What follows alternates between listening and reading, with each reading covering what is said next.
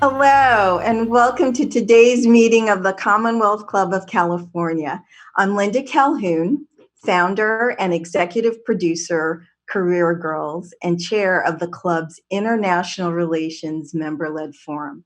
I have just a couple housekeeping announcements before I introduce our moderator, International Relations Vice Chair Frank Price, who will introduce our panel on women and girls, supporting women and girls empowerment around the world. Our programs are free. However, we would be delighted if you would go to commonwealthclub.org to donate. And special thanks to those of you who have already donated. We are the nation's oldest and largest public affairs forum. As a nonprofit that generates revenue through events, you can imagine how much we appreciate your donation during these difficult times. For today's program, we're accepting panel member questions through YouTube chat. And now I'm delighted to turn the program over to Frank Price.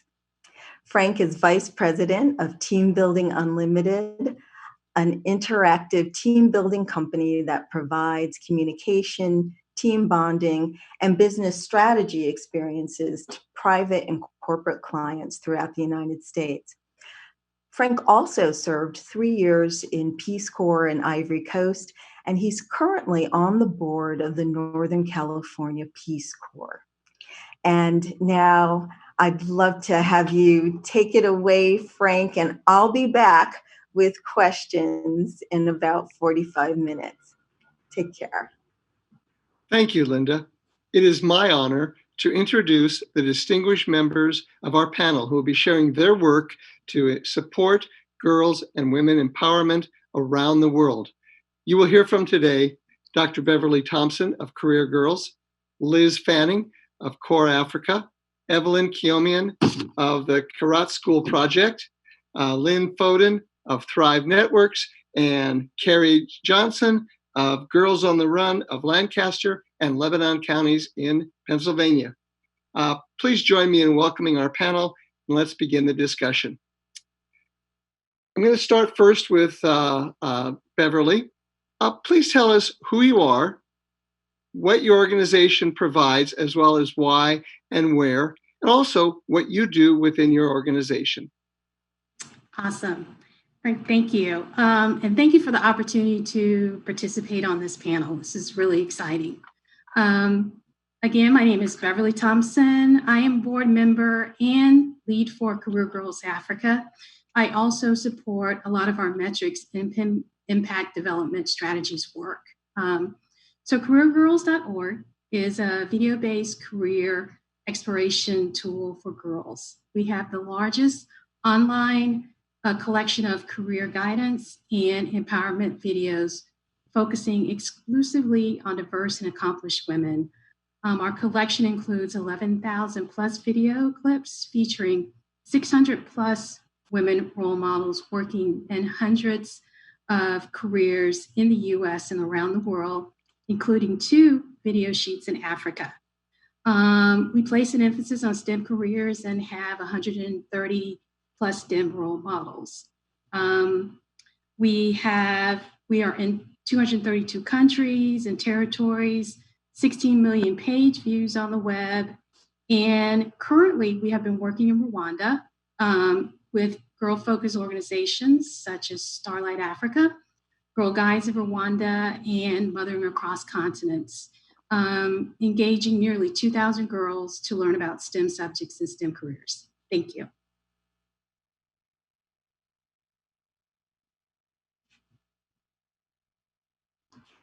Liz, would you like me to repeat the question again? I didn't hear it, but I think it's the same question for Beverly, right? Yes. Okay, sure. Thanks. Hi, thanks for having me. I am the founder of CORE Africa. Like Frank, I was a Peace Corps volunteer and I served in Morocco, and I met a lot of young Moroccans who asked me if they could be Peace Corps volunteers so they could help their countries. And I had to say, no, it's only for Americans. So 20 years later, I started CORE Africa so that young Africans can serve like Peace Corps volunteers in their own countries. We have extensive training like Peace Corps, and they go live in rural, high poverty communities for 10 months of their service. They learn local dialects, and they live with the people as they do, eat what they eat, sleep where they sleep. And they don't go in with the project like Peace Corps volunteers. We train them in facilitation and problem solving skills. So they help the people identify a project that they want and connect them to the resources to make it happen. As far as women's empowerment, we train every volunteer in the importance and the synergistic impact of focusing projects on women and girls. You teach a man do you give a man to fish, you feed him for a day, you teach him to fish, you feed him for a lifetime. You teach a woman to fish, you feed everyone. So actually, we have gender neutral outreach for our volunteers. The very first year, for some reason, we had 10 volunteers in Morocco in the first group. 9 of them were women, we didn't plan that. The next year we had 20 volunteers, 17 of them were men. So, I mean, who knows? I think it's because the girls were so pretty the first year, but whatever. I think basically it's half and half, but sometimes the men actually do amazing projects that benefit women. They're able to work with the village leaders, and so sometimes they're more effective. But having women living in high poverty villages, these are college educated young Africans choosing to go live in a rural village for a year.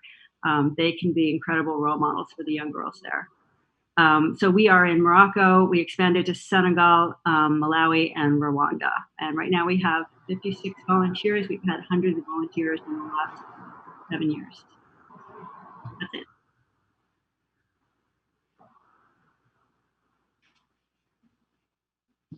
Evelyn? Yes. Well, hello, everybody. My name is Evelyn Kilmian, and I am the founder of the Carrot School Project. I want to thank this amazing panel. It's actually very exciting to be here with all of you women who are doing an amazing job around the world. So the Carrot School Project is an organization that was founded because I have to take a look back at my own life, how I grew up.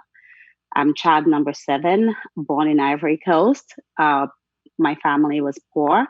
Only my dad worked. And my sisters have made enough mistake to reinforce the cultural belief that girls don't belong in school. So I had to fight my way into getting into school in the first place, right? And so now that I live here and I've gone back to school here and agree and I've raised my son here, looking back at the context brings something that really made a difference for myself to begin with, right? And so that's how the Carrot School Project was born. And we're a direct service. We provide education, meals, and urgently needed necessities to children and women who live in extreme poverty. So we're currently in the Ivory Coast. 2018, we're looking forward to go to Guinea. And that is not happening yet, thanks to COVID. But as far as the Ivory Coast goes, we have a school that is open to all gender children. And we really want to put an emphasis on bringing girls into school, because when you look at the statistics, even when you look at the numbers of students that we are in our 2nd year of operation as a full-time school. We have 35 students. We only have 11 girls. So the fight hasn't changed decades after I was able to go to school. It's still the same thing. We are serving children who are doing some type of labor. So they're either selling items on the street or they're working in cacao farms so that we can have delicious chocolate in third world countries. And because girls tend to produce more or have a better work ethic, there are more girls on the street and doing these works over boys. And so we are trying our best to get more of these girls into school. And we're doing that by having a more holistic look at why they're out there. They're out there to feed their families, so we feed them.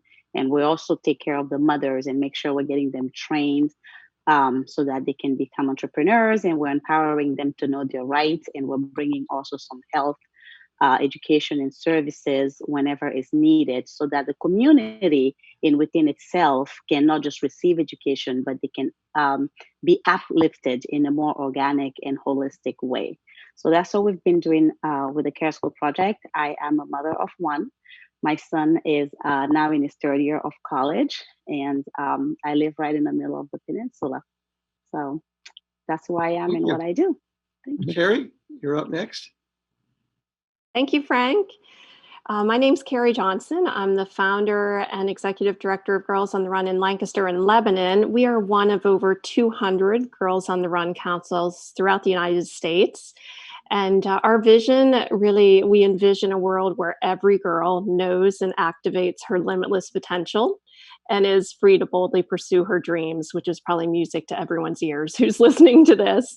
Our program is for 3rd through 8th graders. It's an after-school physical activity, positive youth development program.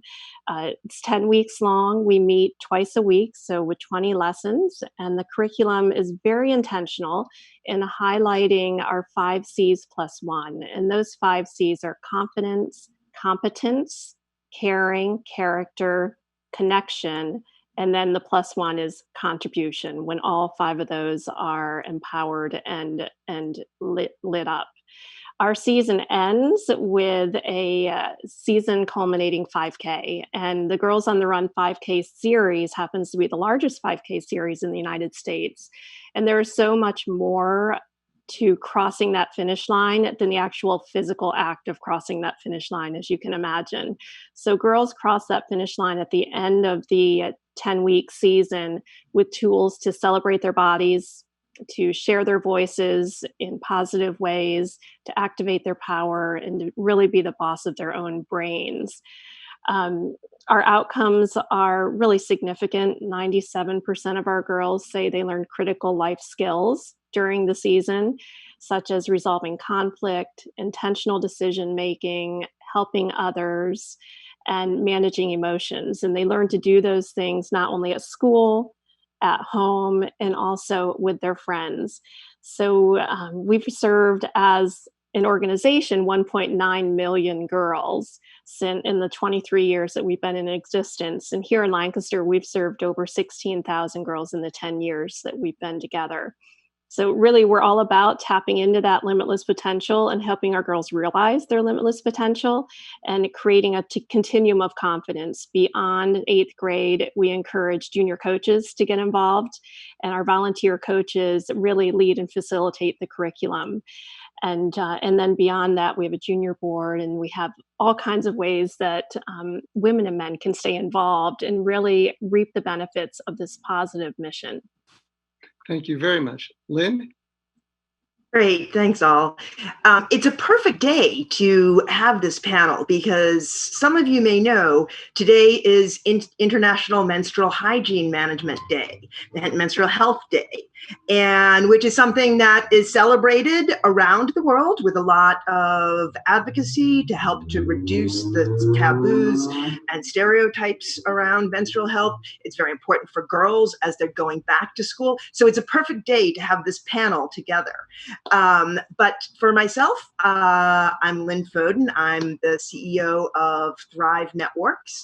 And my journey began also as a Peace Corps volunteer in the Congo, where I worked in building piped water systems and latrines and community health education.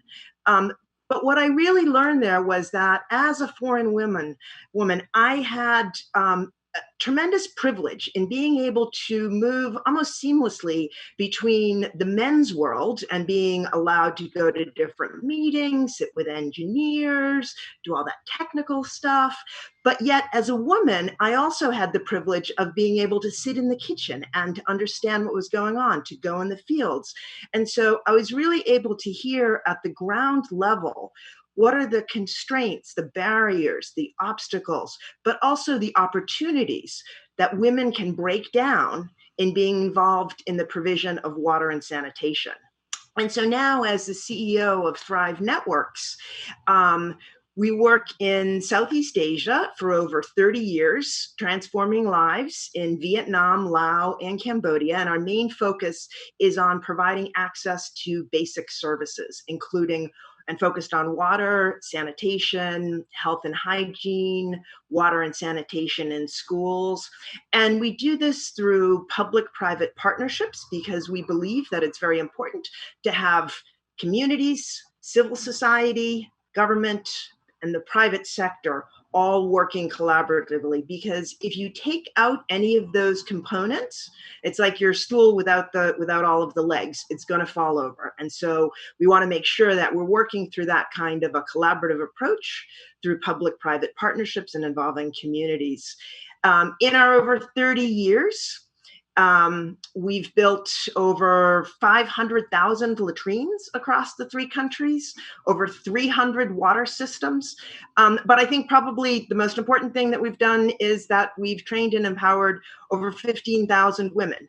And this has been at various levels, from the household level in terms of what do you need to do to be able to keep your family safe? How do you get the water? How do you store it properly? Proper hygiene, but also at the household level, helping to know, like, what is a good latrine? How do I talk to the mason who's building it? Am I getting a good deal? Where do I get the money for it? So we look at the household level, but then we also look at the community level and then at the national level, so that women's group at the national level have a seat at the table when there are policy decisions that are coming down. So our training is really at those 3 levels, because we really believe that for women and girls to be able to have that influence, it starts at the home, it moves to the community, but then we need to have a seat at the table, have the tools to be able to influence policy, decision makers, and investment. So thanks. Thank you, Lynn. Okay, the next question is for Liz, and it's actually a 2-part question. One is, what kinds of community projects does Core Africa Volunteers implement that directly empower girls and women? And how does Core Africa Service open up doors for young African women? Thank you so much, Frank. Those are great questions. Core Africa Volunteers do projects all over the map because they're whatever the people say they want. The ones that I thought of that empower women are mostly economic and financial independence, tailoring projects, teaching them how to become tailors or bakeries, or there's a goat breeding project in, I think, Senegal, peanut butter processing. So basically able to market, to monetize the work that they're doing and help them sell.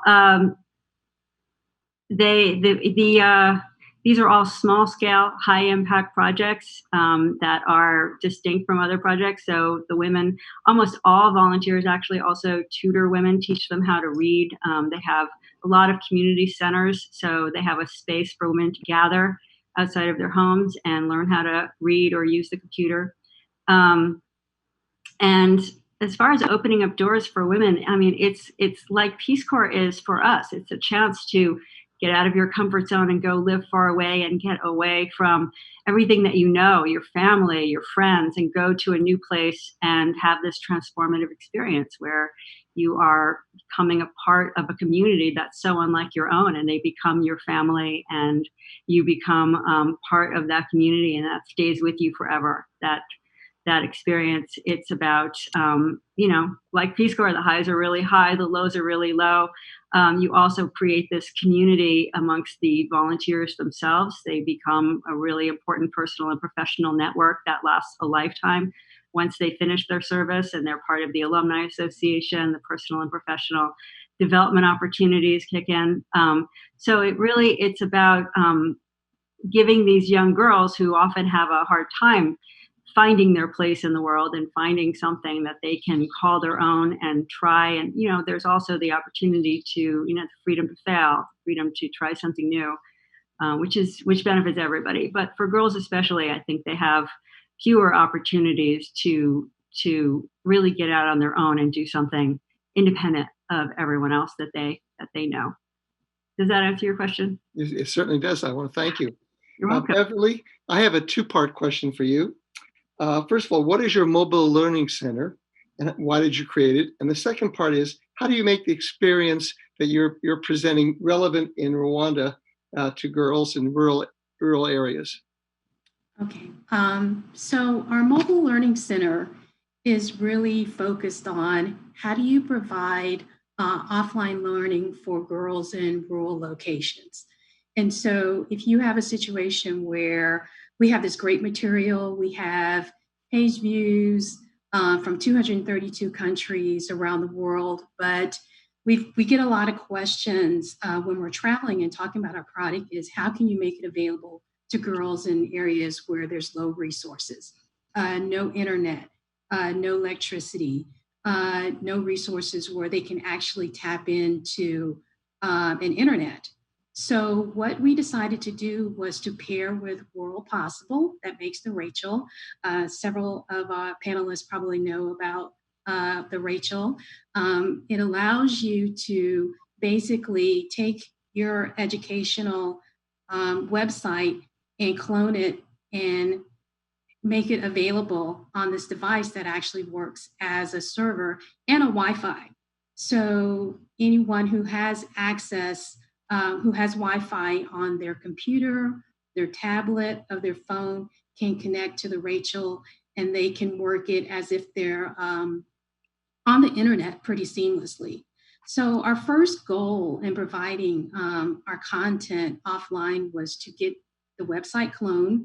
We were able to do that. That was really important to us for the next step that we wanted to do.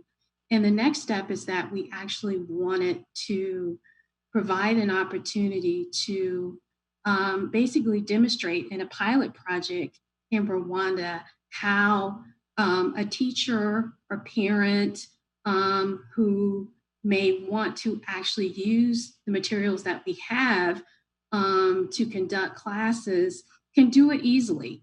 And so what we did in our pilot project was we worked with an organization called Starlight Africa, and they are a group of wonderful, amazing engineers in their early 20s, specializing in renewable energy.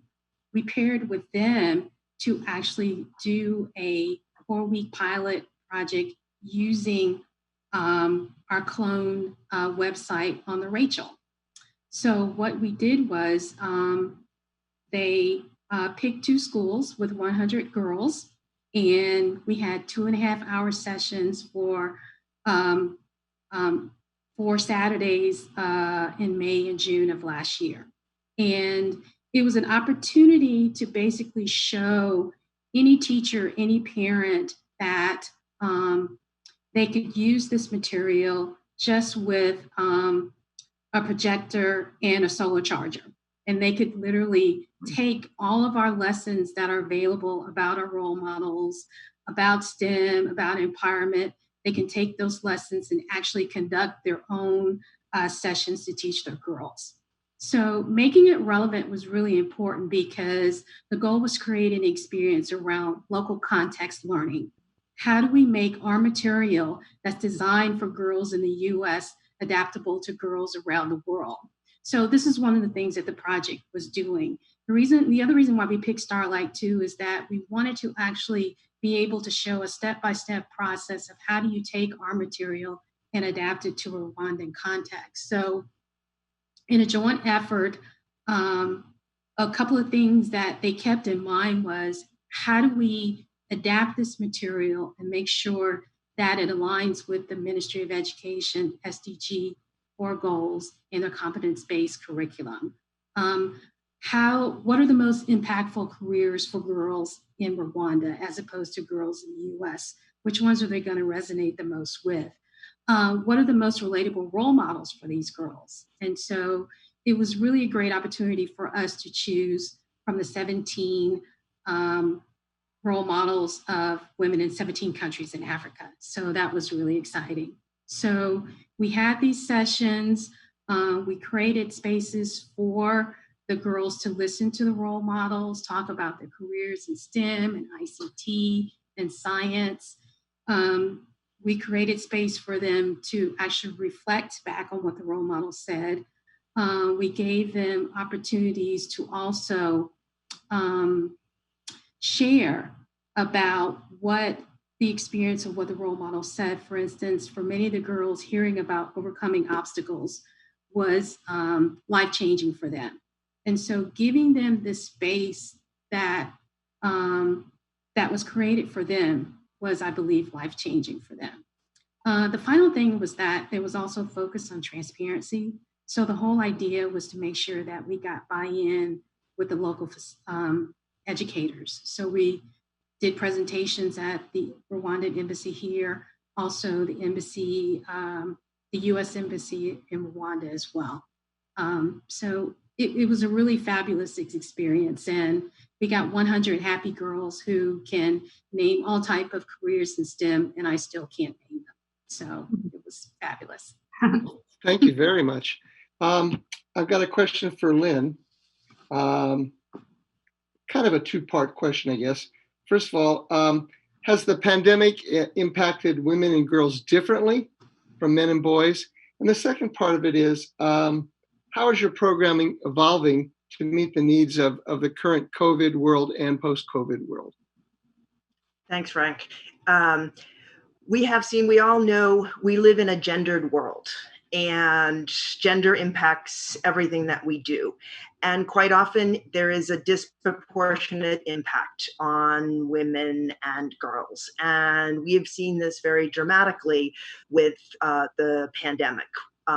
One example of that is the speed with which governments and organizations have been trying to take decisions and do emergency response.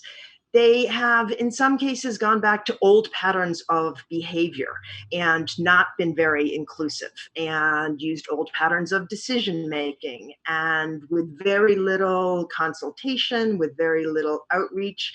And because many of the existing structures are run by guys, in the countries, in the communities in which we're working, many of those decisions on what to do, where to do it, have been increasingly disenfranchising women and girls in the communities. So we definitely have seen a disproportionate negative impact on women and girls. And for us, as we're looking at how we're changing or pivoting our programming going forward, there's two specific things that I'd like to mention.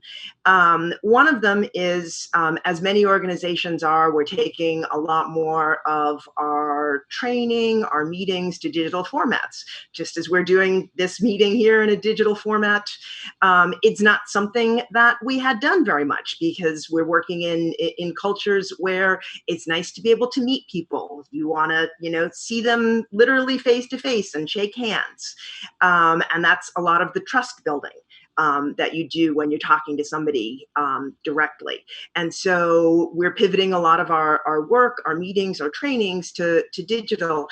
But I think one of the things that we've learned, interestingly, is we're working with some disability groups, because part of our organization goal is to be inclusive and to leave no one behind. And that means that for any types of disabilities, we're always looking to see how we can improve the water and sanitation access. But now that we're going to more of our training, our learning, our meetings through a digital platform, it's been very interesting in working with our disability partners, because they've actually been slightly ahead of us, because they have already been challenged, and they are challenged to do meetings and things physically. And so we're learning from them now some of the tools and tips in training, in meetings, through online and digital materials. And so we're using them as our technical consultant as we're developing our online tools and training materials. The second pivot that we're making is really looking at that intersection between health, water, and climate change, because the pandemic has really shown the intimate link between those and the intersectionality. And so for us, what that means is, for example, in the Mekong Delta in the southern part of Vietnam, they've been dramatically impacted by climate change. There's seawater intrusion, so it's contaminating their drinking water sources. So that's a direct result of climate change. And how is that impacting with the pandemic? If you don't have access to water, it's very difficult to have good hygiene practices. And so we're really looking at that intersectionality between climate change, water sanitation, and health. And so that's how we're orienting some of our work, because we know that, we hope that as we're moving into the sort of the recovery phase of COVID-19 and the pandemic, we still will be facing climate change. And so we're looking at that intersection and seeing how we can bring those two together so that the responses that we're putting in place now to respond to COVID-19 are also responses that will be helpful towards alleviating some climate change issues. Thanks. Thank you very much. Carrie, I have a two-part question for you as well. I'd like to give everybody two parts of a question. First of all, why is Girls on the Run so relevant and so needed? And the second is to tell us about the emotional learning, social emotional learning, and how Girls on the Run serves as a safe place.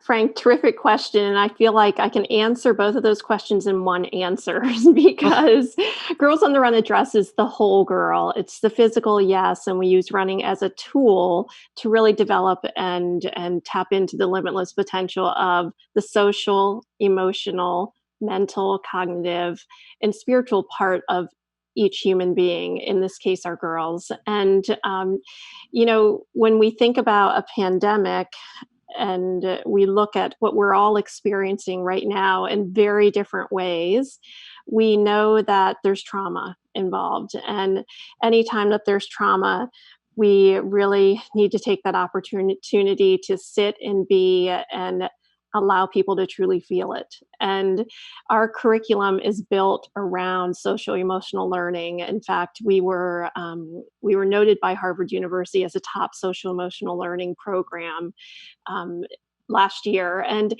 the beauty of that is that when we meet with our girls, yes, there's a curriculum and it is absolutely built on social emotional learning where girls are encouraged to show up as their authentic selves and to be welcomed as they are that day, however they show up. And to land in a safe spot, which is one of the roles of our coaches, is to create a safe environment where girls feel physically and emotionally safe, and therefore then can totally be themselves and learn what that feels like.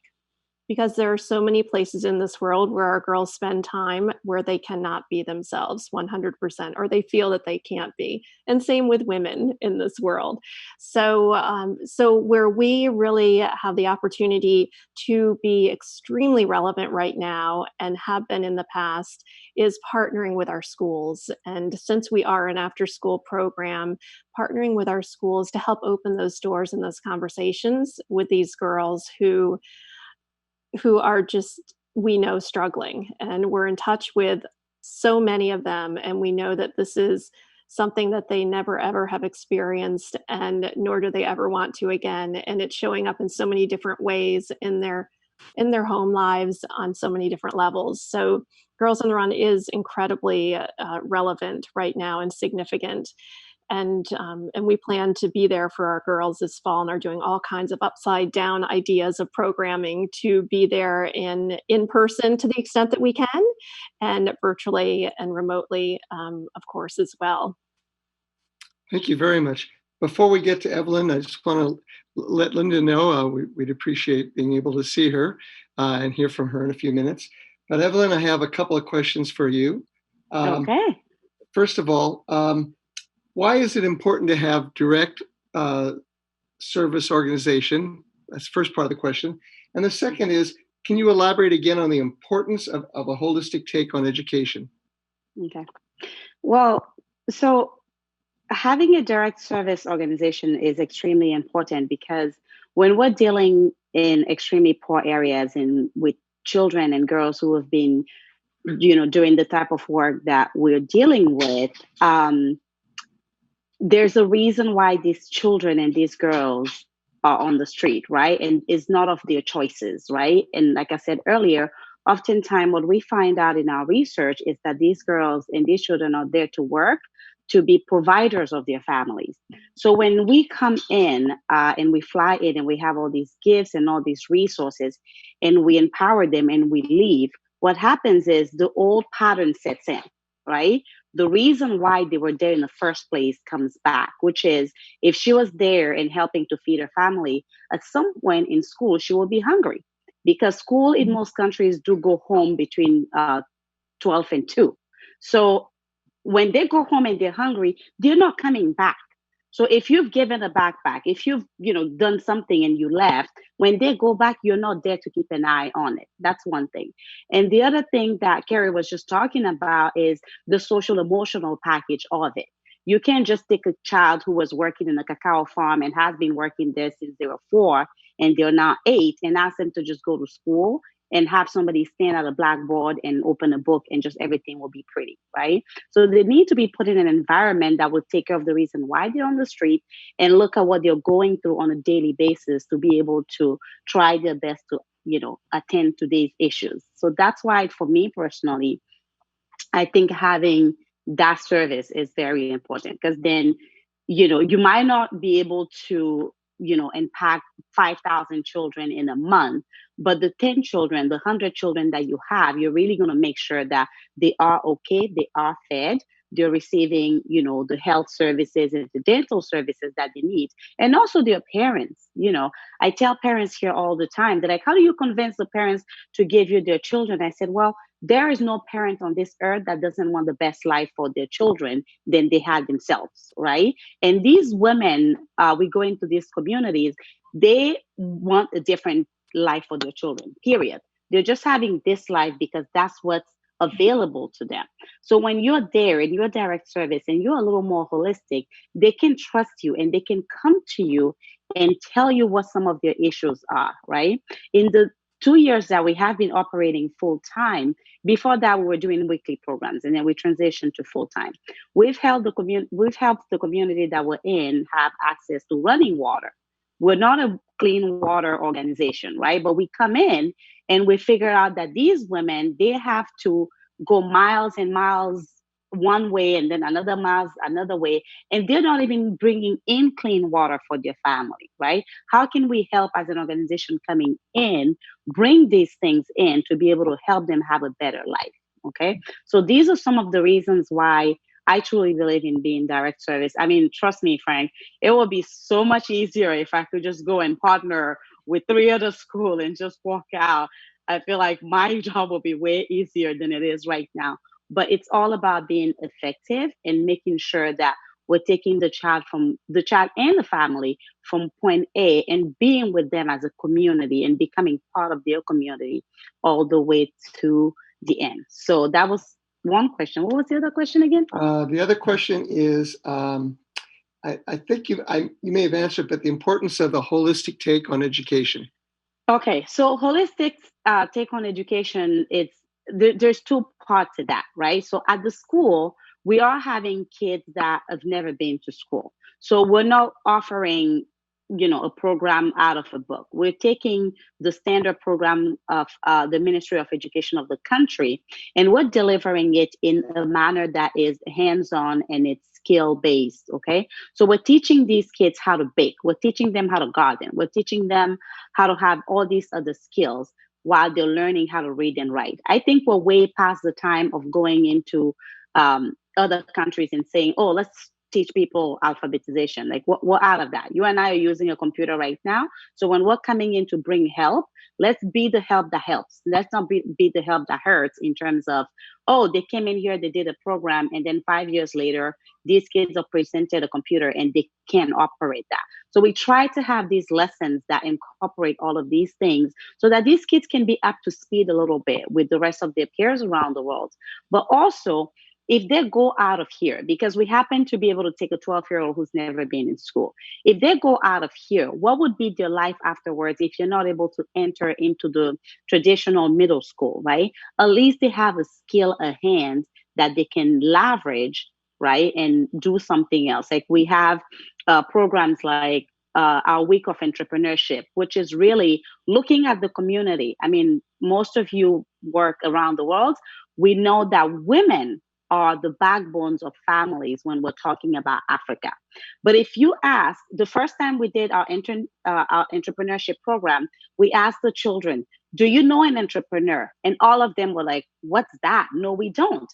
And we had to tell them, yes, Evelyn coming and opening a school is a social entrepreneur, but your mother selling peanuts on the street so that you can have food on the table is also an entrepreneur, right? So empowering them to look in within themselves. What is it that my culture has to offer? What is it that I have available to me that I can use, right? And giving them these practical skills, teaching them how to make something out of shea butter, right? We're measuring. So we're doing math, we're doing physics, we're mixing things, right? So we're really taking the school and the context of culture and making it relevant for these kids and where they are. And I'm sure when we go to Guinea, it's going to be completely different.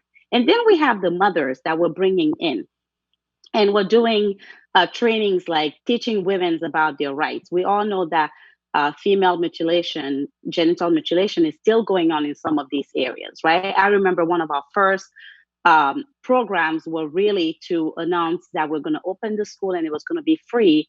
And I was one of the key speakers. In my part, I think I opened up with saying, every girl has the right to go to school, and you as a mother has the right to enroll your child in school.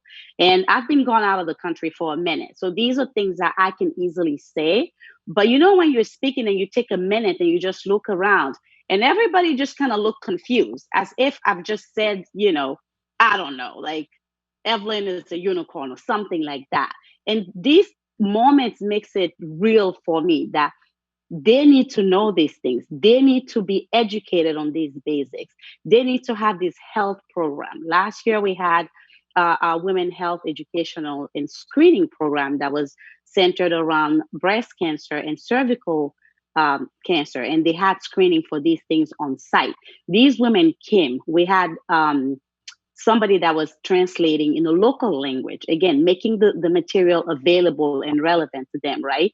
And you can see that these things are needed. So when one of the mother that got screened, she comes back out. I was, doing something else, and she came back to me and she was just sobbing. And I was like, oh my God, what did I do again? And she said, if it hadn't been for you guys being here, I would not have known this result. I would not have been treated right now. And maybe who knows, right? 2 years from now, I would have been out of here. And my 6 kids who are first without a father would now be without a mother. So this is a way that you can go into a community and take all pieces and really bring it together in a way that is empowering the girl today and using her realities and letting her know there's a better tomorrow. And if we all come together and work as a community, we can achieve it. It might sound big. It might sound like there are too many moving pieces too many moving parts. But I'm glad everybody here, I see heads nodding because everybody here is doing, these type of jobs, and we know that it is needed. And so for me and for us at the KSP, this is why seeing it at a holistic view is very, very important. And we're retaining anybody, right? All these women that are coming through our programs, all our children, we're retaining them. Why? Because we're taking care of more than what we can see and what we can quickly fix. We're giving them a sustainable solution. Thank you very much. I'm going to turn the floor over to Linda, who... Thank you. This has been a phenomenal discussion, learning about the impactful work that you're all doing. From the chat, Sophie asks, and Bev, this question is for you. She says, thanks so much for the inspiration and information. And she would like you to explain, what is the Rachel? Sure. So the Rachel is a device made by World Possible. It's It's a kind of a plug and play server that stores educational material from any type of website that can actually be cloned onto the system. The Rachel, the size of the Rachel is maybe about the size of a router, maybe. So it's pretty small. You can put it in a backpack. Do you remember the acronym for Rachel? Is it remotely? Remote access Oh my gosh, it's Educate, thank community health and education learning. you, Linda. Yes, exactly. Exactly. So Awesome. it's a great product, and it's used by so many organizations that work in rural locations around the world. Anyone can connect to it. It can hold a ton of educational material on it. It has a nice big storage on it. Once you get access to it, it has a browser on it, so you can go to the browser just like you go to any other browser on your computer, and you can use it just like you are using your own system. It has special access for teachers and for students who want to be able to use the material for classroom instruction. There are folders for the teachers can set up for students to go in when they're looking at a video or they're looking on a site or material. They can go into those folders where there's extra lesson plans that have been written, and basically allow the student to pretty much act as if they were in their own classroom at school. So, yeah. Thank you for that, Beverly. And then Mhm. Anne from our chat has a question for Carrie. And her question is, in light of COVID, do you see any ways to extend the social and emotional lessons of Girls on the Run to women of all ages or for men? We do. In fact, we we so many times say that we wish we had $1 for every single person who has said, "When is there going to be a grown-up Girls on the Run program? We all need this," and we wouldn't need to fundraise anymore. So, yes, in fact, Anna, we are doing some dreaming about what that would look like socially, emotionally, and what adult stakeholders' needs truly are in light of COVID at any time. And we're doing quite a bit of research in that right now, and we have some wheels turning, and that's all I can say right now, other than we are excited about thinking about how the program impacts not just the girls. Our coaches who coach experience that entire magic that the girls, and they walk away with the same tools. They're the people who say, we need this program too. Our board members, anyone who's involved, our volunteers, they all want more because we all know that we can continue to grow in so many different areas. And the continuing on the social and emotional learning for Girls on the Run and for adults, can you speak to some of the lessons of resiliency that you've seen in girls participating in this program, and something that we can take away from the work that you do and the success that you've had as an organization? Absolutely. In fact, one of our lessons is about emotions. And many times in our lives, we talk about emotions being good or bad. And we reframe that for our girls and talk about emotions being comfortable and uncomfortable. And we talk about what it really feels like when you're expressing an uncomfortable emotion or when you're experiencing or feeling one of those, and what it feels like when you're in your comfort zone of emotions. So that's one piece that we process with our girls. Another lesson is on using your I feel statements. So when you are in an emotionally charged situation, um, our girls learn through experiential almost games and moving forward physically, that the I feel when you, because this is what I would like for you to do. And imagine how that places them in this world when they are faced with who knows what in each of their home lives. And they can use those words to really turn away any negativity, because when you put it in, your own feelings are yours, and it really just allows the other person to feel safe in responding in a more positive manner. But those are just two examples of how we give our girls the tools to build resiliency. Great, thank you. And Lynn, I want to bring you in. You've referenced getting that local buy-in. with leaders as you're working locally and in countries. Do you have strategies, tips, insights, things that are important for anyone on the panel who's designing programs, but also, for our audience in terms of evaluating and ensuring that what they support is being done in the right way? Great, thanks, Linda. No, that's a great question, because it is always important to find the right partners, to find the right opening to be able to access a community.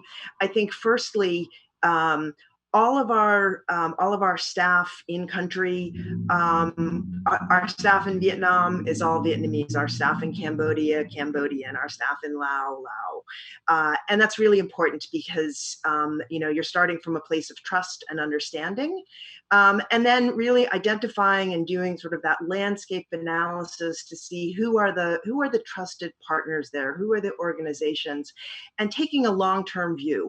We've been there for 30 years, so we're part of the community at whatever level. For us, we work very closely with recognized national women's organization that have that can advocate at the national level, but that also have affiliates at regional and then community level. So we work with the Women's Union, and so they're recognized in the countries, they're recognized by the government, but they're also recognized at the household level. And so that for us was something that was very important. The long-term relationships, the trust, and members of the communities themselves who really understand what does it mean to have this issue or problem, and then coming up with the solutions, and our staff helping to be the facilitator and the link and the honest broker in being able to help to facilitate the relationships. No, thank you. Great. And then Kathleen from the chat, and I'd like every speaker to respond to this. She wants to know, what is a favorite lesson learned from your careers in supporting girls and women? Who wants to start?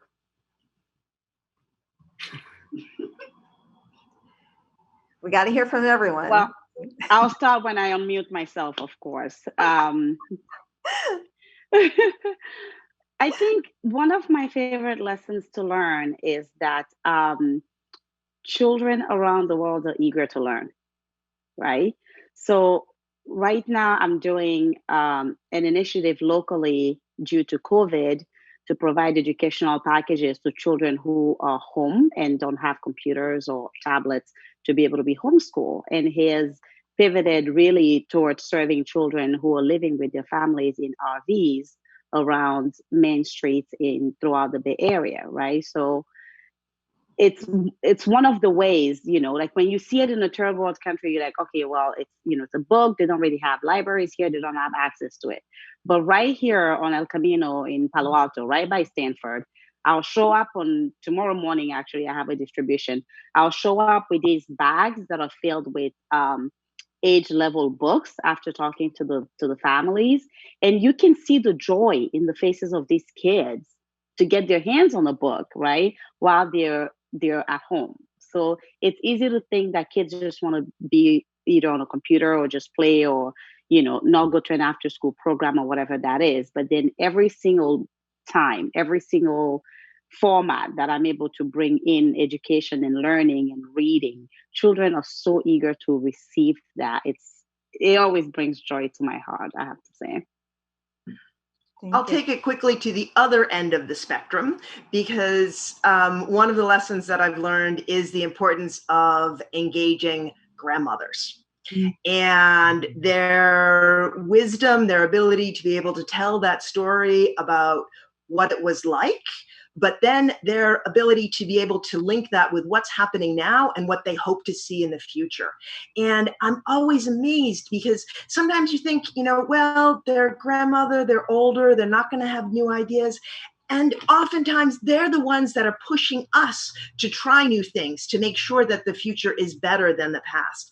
And once you can get a couple of grandmothers involved and on your side and helping to tell the story in their voice, in their way, then you are golden. Doors will open, because if you're talking about getting trust in a community, you get the grandmothers involved and you can really move forward. So while everyone was talking about the kids, I'll go on the other end and talk about the lessons that I've learned from involving grandmothers in the work. Liz? I'd like to bring it back to the middle. We work with volunteers who are recently out of college. These are young Africans who've been to college. And what I've been so amazed at is how incredible the young women are, how strong they are, and how equal they are to the men in the program. And I guess the lesson for me is to treat them the same. But they have every ambition that the male volunteers do. They don't get bossed around. Sometimes they boss around. They're so inspiring, and it gives me such hope for the future of Africa. They want to go into politics. They want to start businesses. One of them became a farmer in Malawi. She actually stayed in her village and invested in farming. They're doing all over the map. The world is at their feet, and I treat them the same. That's my lesson. Beth? Carrie? I'll go. Sure. I love this question, and I guess I have to piggyback off of Evelyn, because the amount of time that I've been able to spend with girls who've gone through our pilot project has been amazing. Girls are so eager to learn. They just want an opportunity. And coming in with a message that's saying that you're unique, you're beautiful, you can do this. These are the possibilities for your life, is transforming. And so when I look at where many of our girls started at week 1 and where they ended up at week 4, and they were transformed women, and not girls, women. They had taken a career idea with an empowerment lesson on how to overcome, and figured out how to design a program to enhance agricultural yield in their communities. Okay, so I'm amazed that just it doesn't even take that much, but they're so eager to learn. You give them the right tools and they will change the world. So I'm amazed. I'm amazed at girls around the world. Carrie? And Beverly, first of all, Kathleen, thank you for this terrific question, because you're reaping, and gosh, this is wonderful to hear this from everyone on this panel. Beverly, to piggyback on what you're saying, the gift of confidence, the lesson I've learned in working with Girls on the Run is a gift of confidence being the most important thing we can give young girls today. When we watch girls develop, at the age of 9, they're at the height of their levels of confidence. That's crazy that confidence drops off after the age of 9. So that gift of confidence gives our girls the power and the voice to break a cycle, to fall down 5 times, stand up once, fall down 4 times, stand up twice, and really is the gift of resiliency. And the gift of confidence truly does, in the end, when we look at our girls crossing the finish lines of the 5Ks, I know that our future is bright when I see that gift of confidence shining through their smiles and through the tears. Awesome. Thank you. And, we're at the point in our program where there's time for only one last question. This has been an extraordinary discussion, but this last question, I'd like each of you to answer for our audience. What can people do who are watching this program, who are learning about the work that you're doing? If I'm an individual viewer, what can I do locally? How can I get involved globally? But tell them, what's an action step that they can do to support women and girls empowerment around the world? Donate.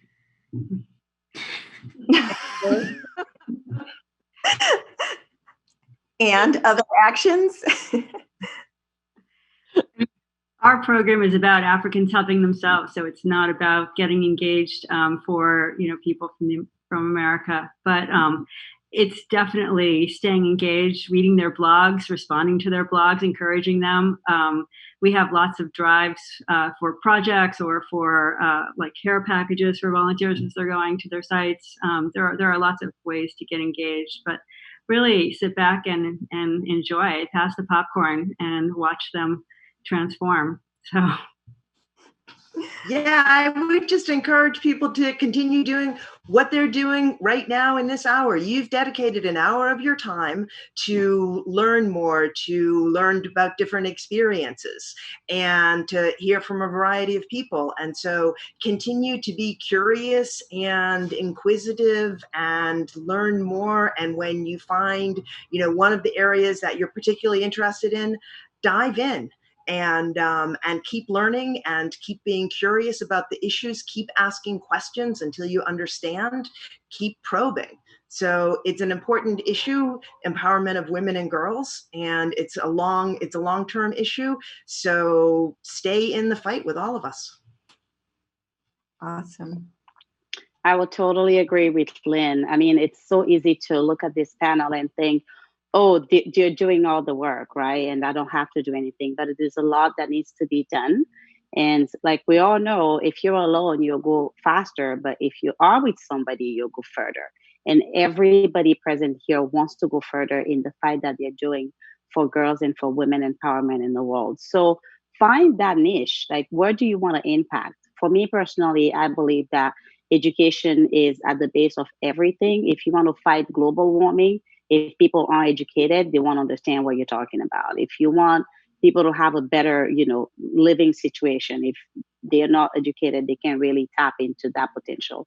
So find what it is that you really want to impact.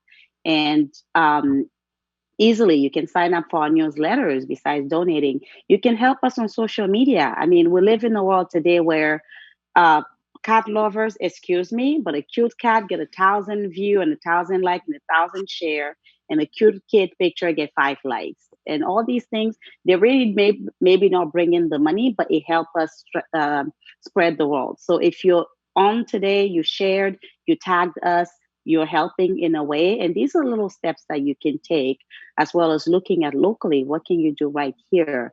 And you will have all of our contacts. Reach out. I would be happy to personally talk to you, whoever you are out there. I know this is a big thing to take right now, but I would be happy to empower you as a woman or as an individual to be able to go out there and help your community and help the world. Awesome. And then I do want to mention that Sophie gave us the actual acronym for Rachel. And and she says it's the Remote Access Community Hotspot for Education and Learning. So panel, we've come to the end of our time here. Frank, it's been wonderful working with you on this program. And I want to give a special thanks to Dr. Beverly Thompson, Liz Fanning, Evelyn Kumanian, Lynn Foden, and Carrie Johnson for their work and being on our panel. Thank you for sharing these insights. Thank you for helping our audience learn more about the work that you're doing. And we encourage everyone in the audience to visit your websites, to stay in touch. And we also thank our audiences for joining us today and whoever will be watching the recording in the future. And now this meeting of the Commonwealth Club of California, commemorating its 117th year of enlightened discussion, is closed. So thank you again. Thank you. Thanks. Thank you. Thanks.